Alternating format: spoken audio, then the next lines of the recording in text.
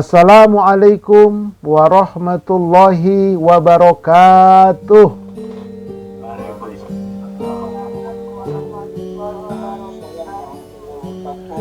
Alhamdulillahilladzi an'ama alaina bi ni'matil imani wal islam. Wassalatu wassalam ala habibina Muhammad sallallahu alaihi wasallam wa ala alihi wa ashabihi wa man tabi'ahu ila yaumil qiyamah. Wassalamu ala dawam.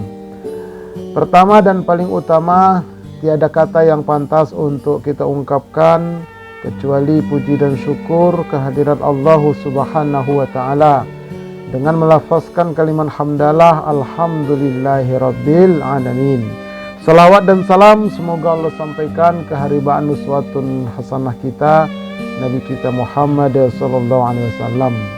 Para jamaah majelis pesantren virtual Pondok Salat yang dirahmati oleh Allah Subhanahu wa taala.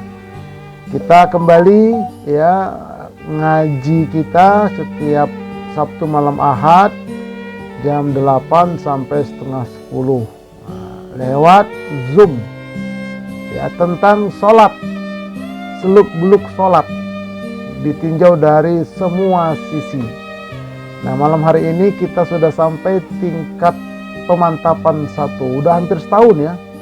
Coba nanti kita lihat itu bulan Muharram itu kalau nggak salah saya, kita mulai dulu Muharram, udah hampir Muharram ini, hampir setahun pesantren kita. Tingkat dasar, tingkat lanjutan sudah lewat, tingkat pemantapan 1. Nanti ada pemantapan 2, pemantapan 3 dan seterusnya. Nah ini mudah-mudahan ini menambah wawasan buat kita. Ya, saya juga punya bukunya itu menerjemahkan bacaan sholat kata per kata, tapi kita belum masuk ke sana. Itu ada 300 halaman kurang lebih. Nah, kalau ada yang berminat boleh hubungin ya, hubungin admin kami atau hubungin saya langsung boleh, nanti kita kirimkan. Baik. Nah, jadi kita masih tentang bagaimana kita menggapai sholat khusyuk. Ya, ada 3 tahapannya: sebelum sholat, pada saat sholat, dan setelah sholat. Nah ini, jadi tahapannya seperti itu. Oke, nah yang kita kaji sekarang sebelum sholat. Ya, sebelum sholat itu ada 3 poin besar. Nih, tentang akidah, iman, tauhid, tentang kesiapan jiwa kita, tentang kesiapan ilmu fikih kita. Nah, yang akan kita lanjutkan malam hari ini masih tentang akidah. Ya, karena kalau akidahnya nggak benar, itu pasti nggak bisa khusyuk. Udah pasti. Karena akidah ini pondasi dia, dasar dia. Ya, dasar. Jadi kalau akidahnya nggak benar, ya nggak bakal mungkin. Jangankan khusyuk, diterima pun tidak. Makanya Rasulullah SAW itu berdakwah di kota Makkah 13 tahun itu menanamkan akidah. Belum ada sholat, belum ada saum, ya belum ada infak, zakat, sedekah, haji. Akidah terus, syahadatain. Itu ditanamkan Nabi, dibenahi Nabi. Baru nanti ibadah berdiri di atasnya. Nah, begitulah menggapai sholat khusyuk. Nggak bisa langsung ke sholat khusyuk sementara akidahnya nggak diberesin. Nah, ini makanya kita kaji tentang akidah ini. Sekarang kita ini adalah subtemanya, nanti kita lihat. Ini dalilnya tentang pentingnya akidah, iman dan tauhid itu sebelum sholat. Allah berfirman, a'udzubillahi minasyaitonirrajim. Wasta'inu bisabri wassalah. Wa innaha lakabiratun illa 'alal khashi'in. Alladzina yazunnuna annahum mulaqu rabbihim wa annahum ilaihi raji'un. Dan mintalah pertolongan kepada Allah dengan sabar dan dengan menegakkan sholat.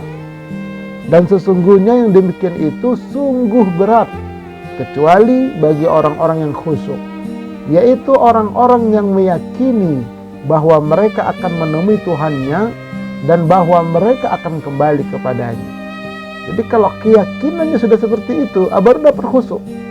Tapi kalau belum begitu keyakinannya, belum begitu akidahnya, nggak bisa. Nggak bisa. Khusyuk itu hadiah dari Allah, diberikan kepada orang yang akidahnya, imannya, tauhidnya sudah betul-betul sesuai dengan syariat. Oke, ya ini akan kita ulas ya. Dan kita ulas terus. Nah, ini subtema kita adalah persiapan menggapai khusyuk dalam sholat, bagian yang ke-6, yaitu tentang pembatal syahadat Allah. Nah, jadi kita sudah terangkan kemarin tentang syahadat Allah, tentang syarat rukun syahadat Allah, sudah kita sampaikan. Bagaimana berzikir la ilaha illallah, ada nafi dan ada isbat. Nah, seperti itu. Nah, sekarang ini adalah tentang pembatal syahadat Allah. Jadi percuma sholat seseorang kalau syahadat Allahnya itu sudah batal. Percuma, nggak diterima. Jangankan khusyuk, nggak diterima. Ya, nggak diterima kalau syahadatnya batal. Nah, ini dia. Dan yang lebih mengerikan, banyak orang ngaku Islam, sudah bersyahadat katanya, tapi tanpa dia sadar syahadat dia sudah batal. Banyak sekali. Nah, ini akan kita lihat. Jangan-jangan pembatal syahadat ini ada pada diri kita. Ngerilah. Kemudian mati. Bahaya. Nah, makanya kita lihat ini. Jangan sampai ada, kalaupun pernah ada, kita perbaiki, kita taubati, ya, kita buang dia. Pembatal syahadat Allah ini. Baik, mari kita lihat. Ini dia. Ya. Ada beberapa hal yang dapat membatalkan syahadat seorang muslim, dan terkadang hal itu tanpa disadari oleh dia. Nah, itu dia. Kemudian, padahal apabila seorang muslim telah batal syahadatnya, maka imannya juga gugur. Pasti itu. Karena nanti ada syahadat, ada iman, ada tauhid. Ya. Syahadat itu akidah. Akidah, iman, tauhid. Kalau syahadatnya batal, akidahnya batal, imannya batal, apalagi tauhidnya, ya begitu seterusnya. Jika iman telah gugur, maka amal solehnya pun akan menjadi hangus atau hapus, termasuk sholatnya. Kecuali kalau dia tobat, dia perbaiki syahadatnya, dia perbaiki akidahnya, dia tobat. Nah, itu balik lagi tuh ibadah tadi itu yang sudah hangus tadi dikembalikan lagi oleh Allah. Tuh. Selama dia mau bertobat sebelum mati. Nah, kemudian oleh karenanya hal ini harus benar-benar disadari oleh setiap yang mengaku sebagai muslim. Dengan cara apa? Ngaji, belajar seperti ini. Tanpa belajar, tanpa pengaji nggak bisa. Tapi ngajinya fokus, ngajinya serius. Ya bukan dengar ceramah, ketawa-ketawa, cerita ngalor ngidul, enggak. Jadi ngajinya fokus dan sistematis dia. Jadi biarlah saya yang membaca buku-buku, saya sajikan dalam bentuk terapan. Makanya majelis studi dakwah terapan. Jadi matangnya aja silakan amalkan. Enggak, saya jarang itu kalau ngaji mengajarkan kitab itu, kalau nggak di pondok enggak saya. Kalau di majelis taklim di masjid saya kurang cocok saya. Kenapa? Lama, nggak ngerti jamaahnya. Ya kalau jamaahnya nilai ustadz, hebat ustadz kita ya. Kitab gundul dibaca. Ya memang bacaan dia lah. Ya bisa lah dia. Nah makanya yang kitab-kitab itu biarlah saya membaca buku-buku itu. Saya sajikan dalam bentuk PowerPoint udah matang. Nah ini tentang syahadat ini. Pembatal syahadat. Yuk kita lihat. Pembatal syahadat Allah. Nah ini hati-hati, ada banyak ini. Ya saya simpulkan beberapa. Yang pertama, mempertuhankan hawa. Allah berfirman, Ara'aita manittakhadha ilahahu hawah, afa anta takunu alaihi wakila. tahukah engkau Muhammad, kata Allah, orang-orang yang menjadikan hawanya sebagai Tuhannya, maka apakah engkau Muhammad dapat menjadikan pemelihara atasnya? Jadi banyak orang yang mempertuhankan hawa. Ingat, bukan nafsu. Ini orang kadang-kadang salah paham. Ustadz pun kadang-kadang begitu. Jadi ada orang makan banyak, ya di kondangan itu makan banyak. Kawannya bilang, oh makannya nafsu kali. Ya, itu nggak paham yang ngomong kalau begitu. Itu bukan nafsu, itu hawa. Kalau nafsu itu nafs jiwa. Nafs jiwa. Nah, itu nanti silakan nanti dilihat di channel saya tentang kolbu. Kolbu itu ada 3 lapis. Ada as-sudur, ada al-fuad, ada al-absor. Nah, jiwa itu letaknya di al-fuad di tengah. Hawa itu letaknya di sudur, di luar, lapis luar. Disitulah berteman sama setan, sama penyakit-penyakit kolbu, sama jin korin. Dibawa oleh setan, hawa ini dibawa masuk ke nafsu, maka menjadi hawa nafsu. Nah, itu jadi ada orang mempertuhankan hawa, memperturutkan hawa. Jiwanya itu sudah dikuasai oleh hawa, menghalalkan segala macam cara. Nah, itu ketika itu batal syahadatnya. Nggak peduli halal haram. Pokoknya kalau kata orang Medan itu sekarepe udele dewe, ya gitu. Bahasanya bahasa Jawa yang ngomong orang Medan gitu ya. Nah, jadi nggak peduli di halal haram. Main hantam terus, sikat terus. Nah, orang seperti itu berarti sudah batal syahadat Allahnya dia. Karena dia sudah jadikan hawanya sebagai Tuhannya. Makanya kata Allah dalam ayat lain, wa nahan nafsa 'anil hawa. Adapun orang-orang yang dapat mencegah jiwanya dari hawanya, fa innal jannata hiyal ma'wa, maka dia akan masuk dalam surga al-ma'wa, jannatul ma'wa. Nah, sekali lagi, hawa itu adalah dorongan-dorongan ya yang tidak terkendali oleh syariat. Keinginan-keinginan yang tidak terkendali oleh syariat. Nah, dia turuti itu. Dia ikuti itu. Akhirnya jiwanya dikuasai oleh hawanya. Dia pertuhankan hawanya. Nah, itu sudah batal syahadat Allahnya. Nih, hati-hati ya sebetulnya. Ini maaf. Misalnya saya ustadz, saya masih suka ahli hisab. Ini maaf ya. Ini saya nih. Jadi ahli hisab itu merokok itu sampai dia nggak peduli. Itu berarti saya mempertuhankan hawa. Itu hawa itu. Hawa. Nah, jadi hati-hati. Banyak ustadz juga mempertuhankan hawa di situ. Luar biasa. Syahwat itu hawa. Hati-hati kita. Nah, jadi oleh karena itu coba introspeksi diri kita. Jangan sampai kita mempertuhankan hawa. Itu batal akidahnya, percuma sholatnya kalau tidak dia taubat. Oke, sudah. Nanti ada obat-obatnya itu nanti satu saat nanti kita ketemu materinya. Tapi yang jelas itulah hawa. Nah, kemudian hawa ialah dorongan yang kuat, selera, cinta, syahwat dan keinginan-keinginan yang tidak terkendali dan jauh dari syariat.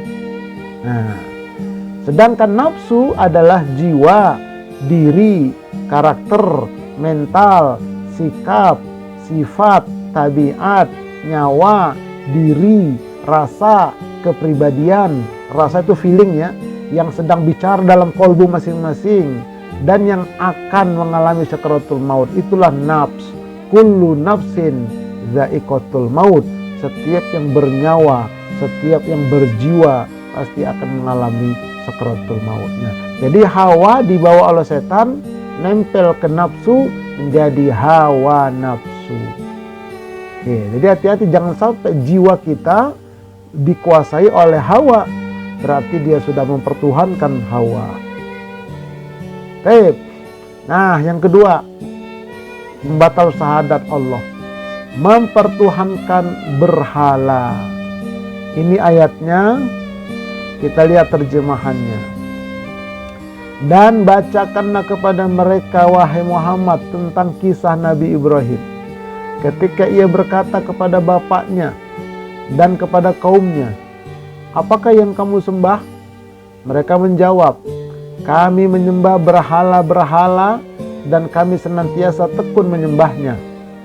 Berkatalah Ibrahim, apakah berhala-berhala itu mendengar doa-doamu sewaktu kamu berdoa kepadanya? Atau dapatkah mereka itu memberi manfaat kepadamu atau memberikan mudarat?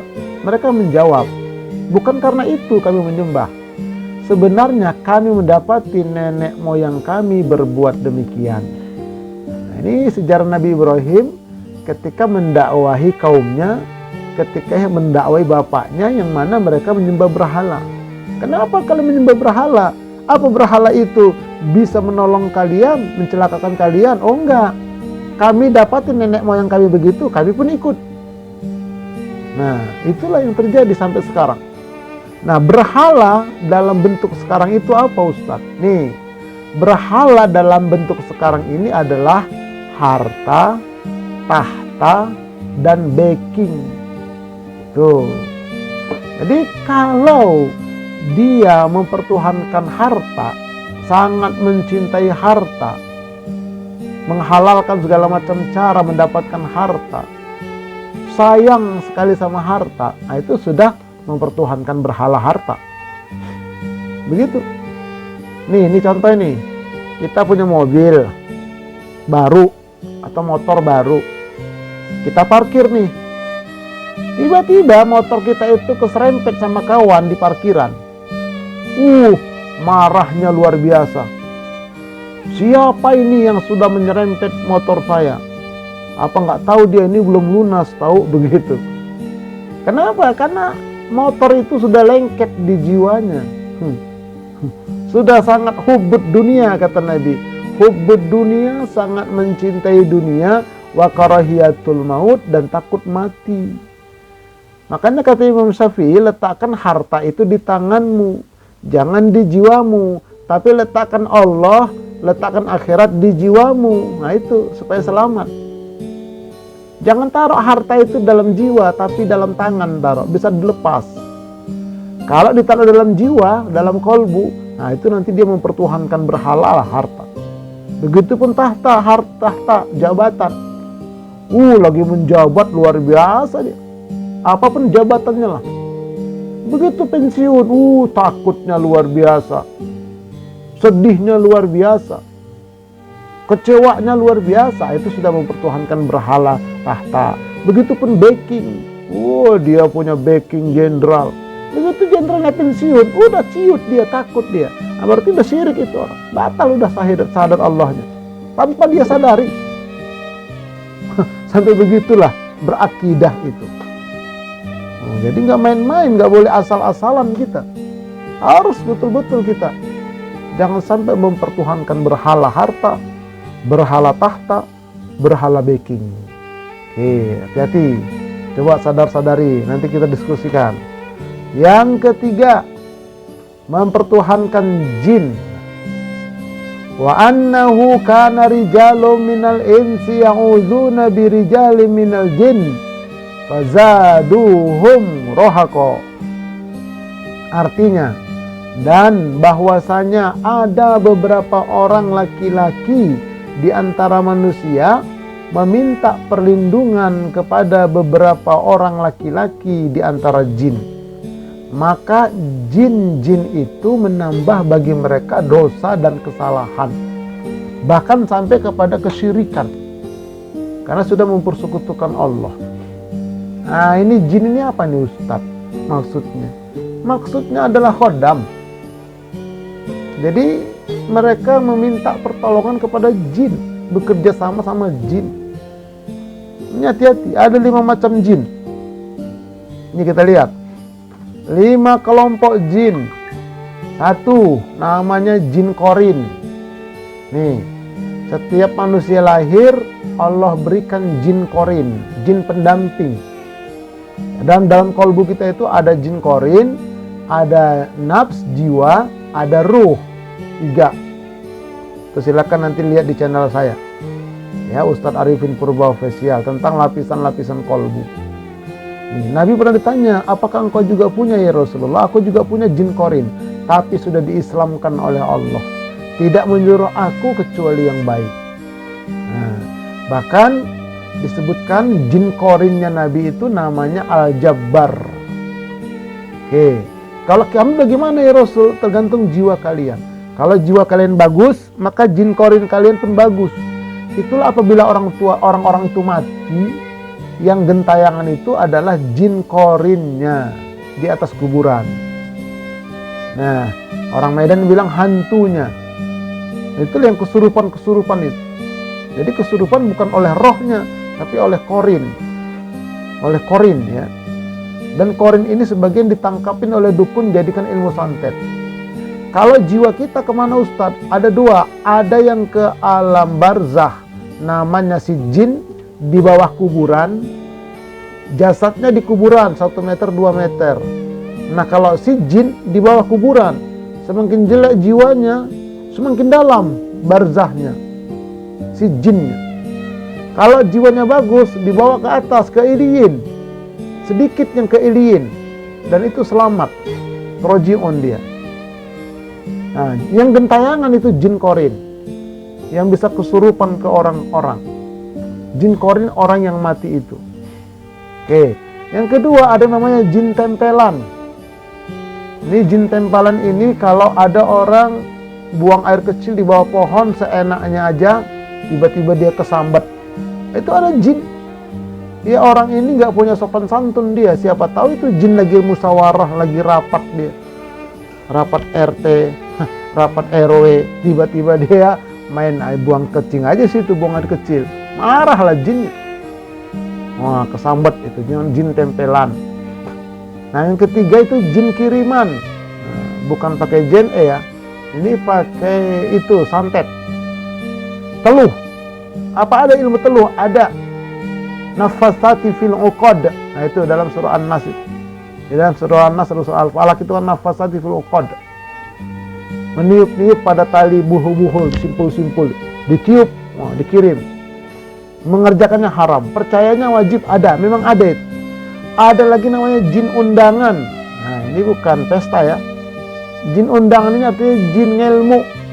Nah, puasa mutih 40 hari 40 malam. Itu yang datang jin. Atau dia zikir, dikasih amalan, ini amalan ya, bahasa banyak-banyaknya. Dia baca misalnya ya kohar, yang datang jin namanya kohar. Karena jin itu namanya seperti manusia juga. Nah, itu syirik. Bisa batal akidahnya. Ada lagi jin nasab, jin keturunan nenek moyang, itu yang disebut dengan penyakit indigo. Orang bilang indera keenam, nggak ada. Itu penyakit itu yang bisa melihat. Wah, itu di pojok rumah itu ada perempuan rambutnya panjang, belakangnya bolong. Itu bukan hebat itu orang, dia punya jin nasab, nenek moyangnya ke atas. Terus ada yang protes, kok aku nggak punya ya Ustadz, aku nggak punya. Ya, bapak sih keturunan ke-8, kan sumpahnya 7 turunan. Yang ke-8 harus daftar ulang lagi. Emang begitu keturunan itu, sumpahnya 7 turunan. Nah, ini semuanya ini membatalkan akidah ini, kalau nggak taubat. Ini loh dalilnya. Jadi banyak laki-laki atau perempuan minta tolong sama jin, kerjasama. Hati-hati nih. Baik jin hitam maupun jin putih katanya. Hati-hati kita di sini. Nauzubillahi min dzalik. Itu yang ketiga. Kemudian yang keempat, mempertuhankan nabi-nabi dan malaikat. Apa ada Ustaz? Ada. Ini dalilnya. Wala ya'murukum an tattakhidul malaikata wan nabiyyina arbaban aya'murukum bil fukri ba'da id antum muslimun. Dan tidak wajar pula baginya menyuruhmu menjadikan malaikat-malaikat dan para nabi sebagai Tuhan. Apakah patut dia menyuruhmu berbuat kekafiran di waktu kamu sudah menganut agama Islam? Nah, jadi di zaman Nabi dan sebelum Nabi itu banyak orang-orang manusia yang mempertuhankan nabi-nabi. Dianggap nabi itu adalah Tuhan.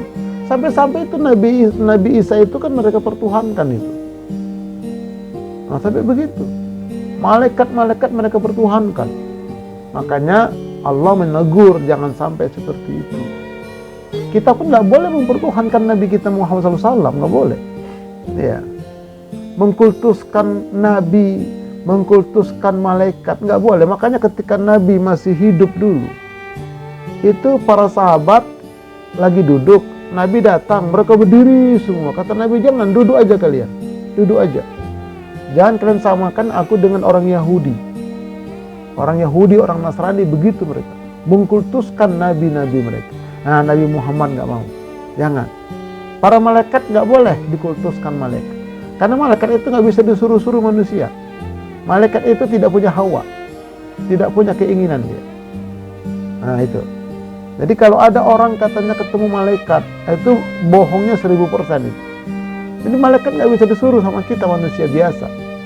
Malaikat itu hanya Allah utus kepada para nabi-nabinya, para rasul-rasul. Kepada manusia enggak. Kalau ada mengaku-ngaku itu bukan malaikat, jin yang mengaku-ngaku sebagai malaikat. Oke, baik. Jadi hati-hati. Yang kelima, mempertuhankan Togut.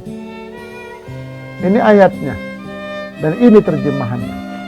Dan sesungguhnya kami telah mengutus Rasul pada tiap-tiap umat untuk menyerukan sembahlah Allah saja dan jauhilah Togut itu. Maka di antara umat itu ada orang-orang yang diberi petunjuk oleh Allah, dan ada pula di antara orang-orang yang telah pasti kesesatan baginya. Maka berjalanlah kamu di muka bumi dan perhatikanlah bagaimana kesudahan orang-orang yang mendustakan rasul-rasul itu. Nah, ini jauhilah Togut. Apa itu Togut, Ustadz?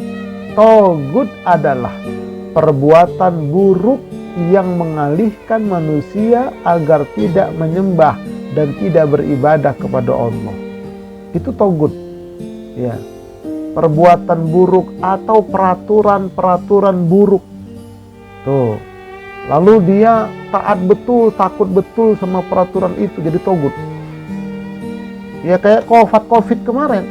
Orang lebih takut kepada peraturan, lebih taat kepada peraturan Togut, kepada peraturan COVID daripada peraturan Allah. Iya, kata Nabi, rapatkan, luruskan sholat kalian. Wah, nggak boleh, jarang-jarang. Karena ini adalah sudah peraturan, nah begitu. Nah itu kalau nggak taubat itu. Makanya saya waktu itu saya keras itu. Nabi sholat Jumat saya suruh masuk semua. Kebetulan gerimis pula. Rapatkan, masuk semua. Nanti Ustaz ditangkap, nggak apa-apa, biarin. Akhirnya nggak ditangkap, saya pulang sholat Jumat. Masuk semua, rapat, nggak ada itu. Aman kita, di rumah Allah aman, saya bilang. Peraturan, biarin mereka peraturan. Ternyata sekarang baru ketahuan, itu rekayasa semua. Nah itulah. Jadi hati-hati kita di akhir zaman ini. Nah jadi semua peraturan, perbuatan buruk yang jauh dari syariat Allah itu Togut. Kalau mereka takut kali, taat kali sama itu, nah sudah batal syahadat Allahnya mereka. Oke, hati-hati kita. Nah yang keenam, mempertuhankan manusia. Apa ada Ustaz? Ada. Sampai sekarang. Ittakhadhu ahbarahum wa ruhbanahum arbabam min dunillah wal masiha ibn Maryam wa ma umiru illa liya'budu ilaha wahida la ilaha illahu subhanahu amma yusyrikun. Artinya, mereka menjadikan orang-orang alimnya dan rahib-rahib mereka sebagai Tuhan selain Allah. Dan juga mereka mempertuhankan Al-Masih putra Maryam. Padahal mereka hanya disuruh menyembah Allah yang Maha Esa. Tidak ada Tuhan yang berhak disembah selain Dia. Maha suci dari apa yang mereka telah persekutukan. Nah, jadi ini sejak zaman dulu ya banyak orang Yahudi, orang Nasrani atau agama lain itu mereka mempertuhankan orang-orang alim ini. Dianggap orang itu sakti, dianggap orang itu suci karena punya kehebatan, padahal kehebatan itu pakai jin. Sampai sekarang. Sekarang juga banyak ini, ya. Orang yang mengkultuskan tokoh atau mensucikan atau mendewakan manusia. Dicuci kaki orang itu, diminum airnya. Nah itu. Sampai begitunya orang.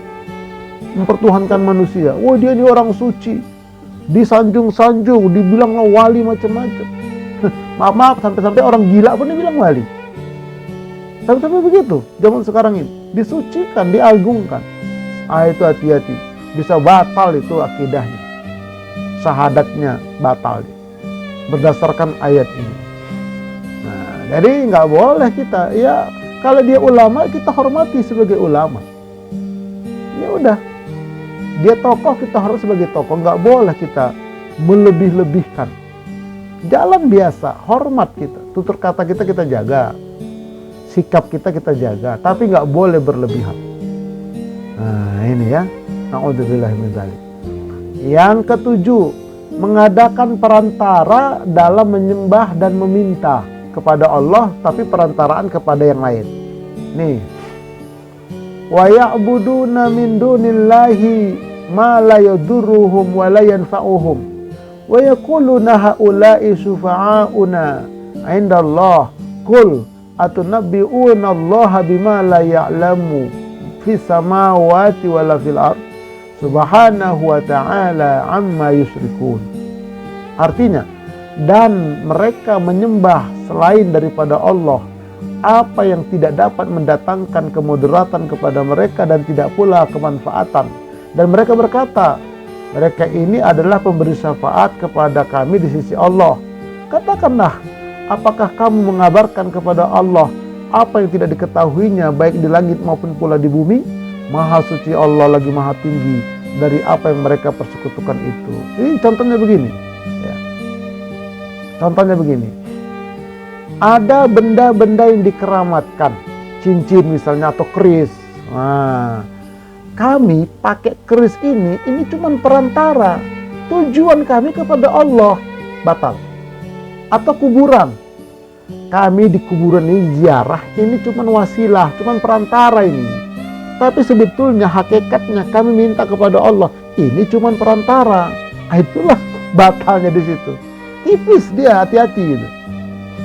Nah, ini banyak yang nggak suka ini yang saya sampaikan. Tapi begitu ayatnya. Iya, begitu ditegur, enggak mereka kami begini ini di pemberi syafaat di sisi Allah kepada Allah kepada kami di sisi Allah. Ini cuma perantara, tapi semuanya kan hakikatnya kan dari Allah. Ini cuma perantara, cuma wasilah aja. Hakikatnya Allah, itu yang nggak boleh. Karena Allah sudah kasih tahu cara minta. Wasta'inu bisobari wassalah. Tadi di depan tadi. Minta tolong kepada Allah dengan sabar dan sholat. Ada sholat hajat, ada doa, ada zikir, ada takwa. Wa may yattaqillaha yaj'al lahu makhraja. Siapa bertakwa kepada Allah, Allah kasih jalan keluar. Dan Allah berikan rezeki yang gak pernah disangka. Ada solusi. Bukan pakai perantara begini. Ini yang terjadi. Tanpa sadar mereka itu udah batal syahadatnya, akidahnya.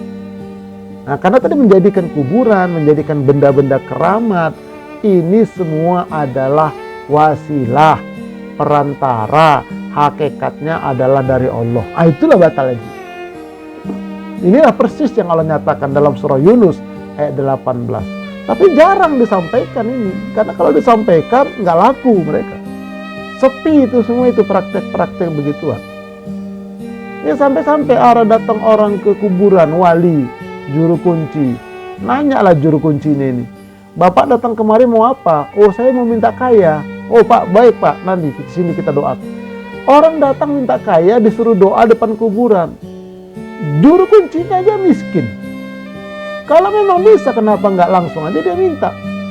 Ini nggak main logikanya udah. Berpikirnya udah nggak main, nggak hidup.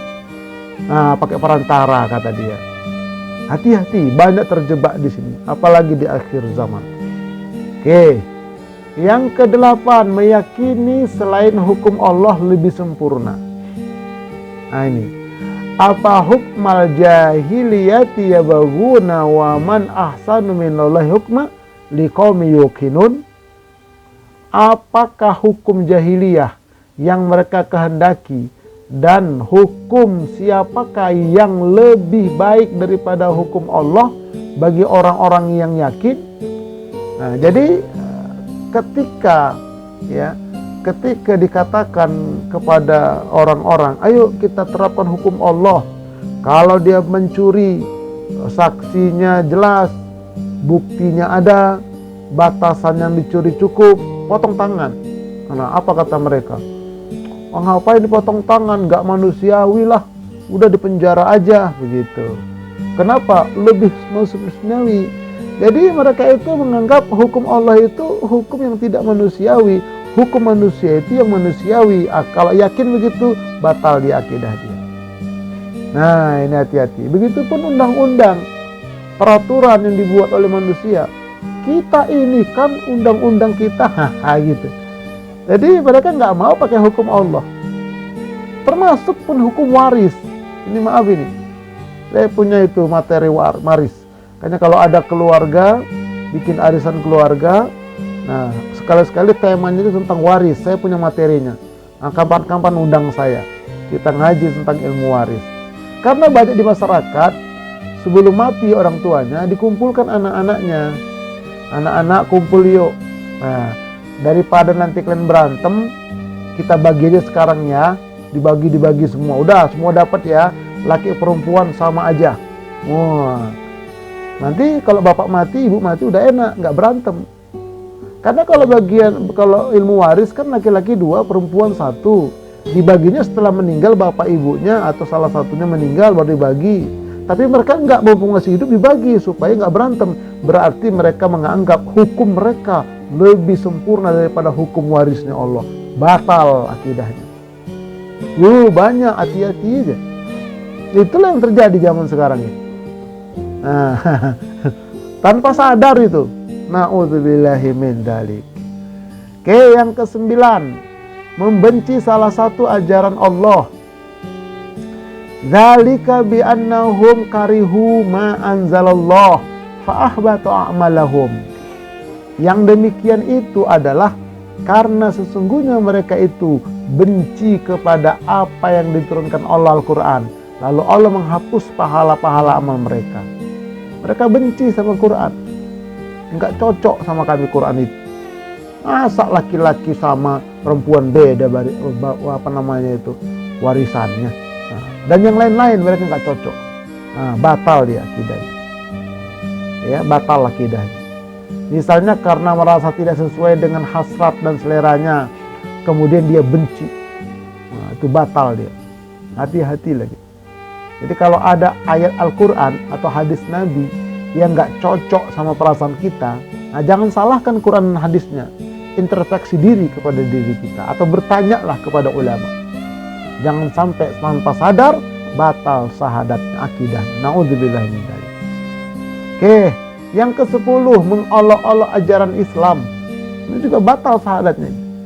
Wala in sa'altahum la yaqulunna innama kunna nakhudu wa nal'ab qul abillahi wa ayatihi wa rasulih kuntum tastahzi'un.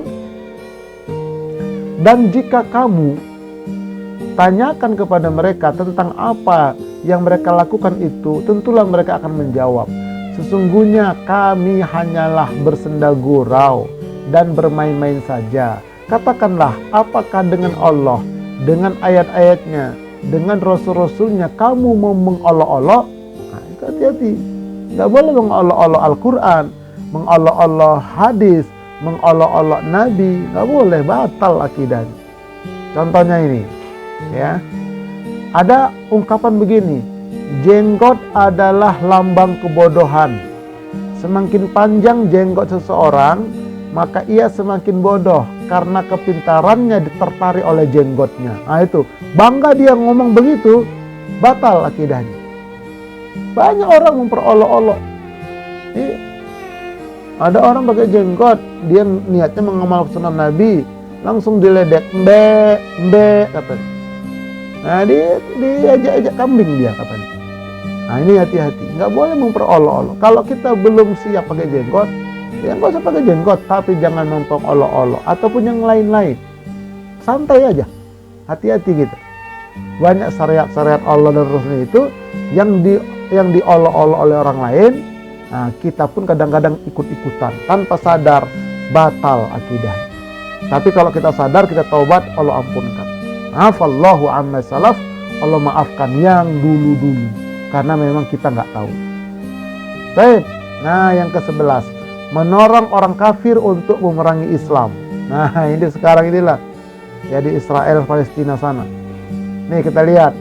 Ya ayyuhalladzina amanu la tattakhidul yahuda wan nasara awliya'a ba'duhum awliya'u ba'd wa may yatawallahum minkum fa innahu minhum innallaha la yahdil qaumaz zalimin. Artinya, hai orang-orang yang beriman, jangan kamu mengambil orang-orang Yahudi, orang-orang Nasrani menjadi pemimpin-pemimpinmu sebagaimana mereka adalah pemimpin bagi sebagian yang lain. Barang siapa di antara kamu orang-orang beriman mengambil mereka menjadi pemimpin, maka sesungguhnya orang itu termasuk golongan mereka.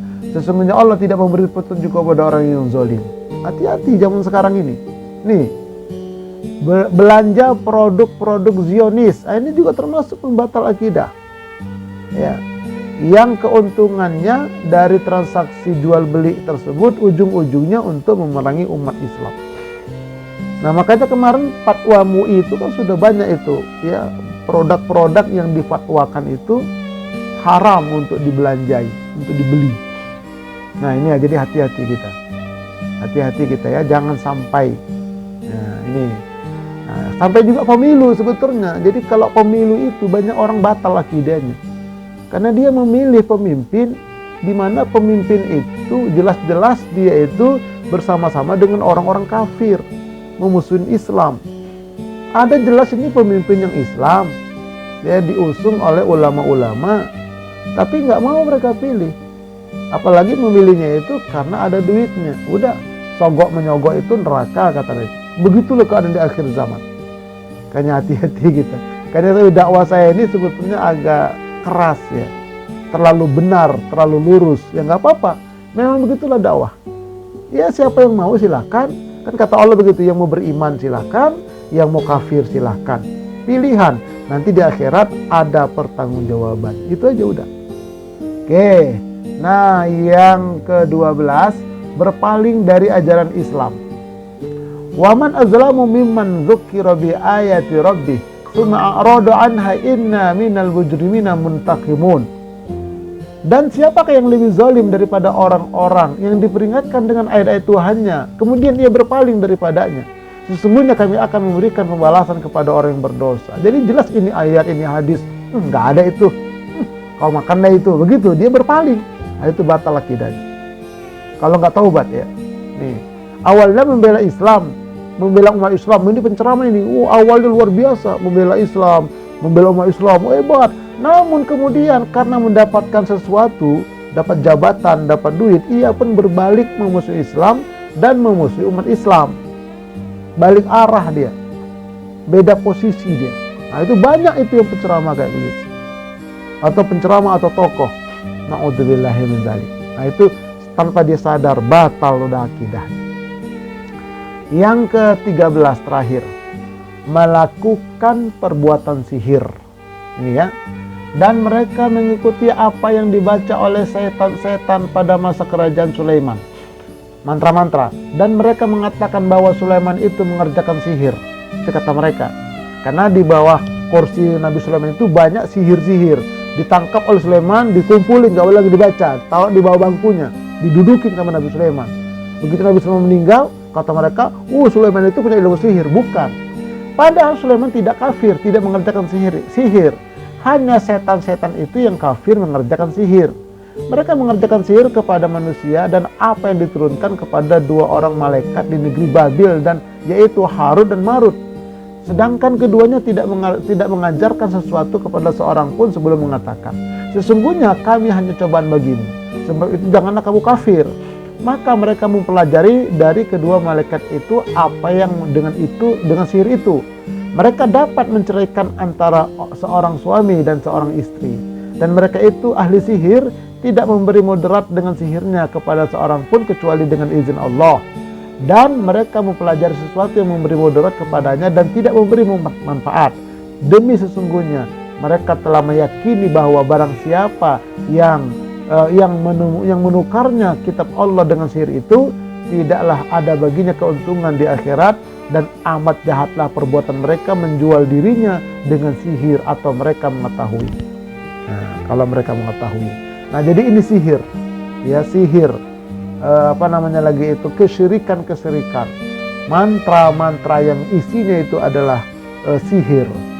Nah, jadi ini adalah pembatal akidah. Na'udzubillahi min dzalik. Baik. Nah, yang paling terakhir, segala bentuk syirik. Innallaha la yaghfiru ayyushraka bih wa yaghfiru ma duna dzalika liman yasha wa may yusyrik billahi faqad dhalla dhalalan ba'ida. Sesungguhnya Allah tidak mengampuni dosa mempersekutukan sesuatu dengan Dia, dan Dia mengampuni dosa yang selain daripada syirik itu bagi siapa yang dikehendakinya. Barang siapa mempersekutukan sesuatu dengan Allah, maka sesungguhnya ia telah tersesat sejauh-jauhnya. Nih, jadi hati-hati. Syirik khafi, syirik asghar, syirik akbar, animisme, dinamisme. Syirik khafi itulah tadi tersembunyi dalam kolbunya. Ya, niatan-niatannya. Syirik asghar, syirik kecil. Percaya kepada suara-suara burung. Percaya kepada kupu-kupu masuk ke rumah. Ntar lagi ada tamu ini. Percaya kepada suara tekek itu. Kalau ganjil rezeki, kalau genap kesialan. Nah, itu percaya begitu, syirik asghar. Syirik akbar tadi itu menyembah kuburan dan sebagainya. Animisme, percaya kepada roh-roh. Misalnya kita naik mobil, ada jembatan, klakson, ten. Kenapa? Kalau nggak klakson nanti kita celaka. Nah, itu syirik animisme. Dinamisme kepada benda-benda keramat, kuburan, cincin, keris. Nah, itu semua segala bentuk syirik. Tanpa dia sadari, banyak orang yang batal syahadatnya, batal akidahnya kalau enggak taubat. Na'udzubillahi min dzalik. Nah, inilah pentingnya ya. Kita harus hati-hati. Jangan sampai hal-hal tersebut ada pada diri kita. Kalau sudah pernah ada, mari kita segera bertaubat kepada Allah Subhanahu wa ta'ala. Cara bertaubatnya silakan nanti cek lagi di channel saya ini, Taubatan Nasuha. Wallahu a'lam bishawab. Kita lanjutkan dengan sesi tanya jawab. Saya tutup dulu dengan Assalamualaikum warahmatullahi wabarakatuh.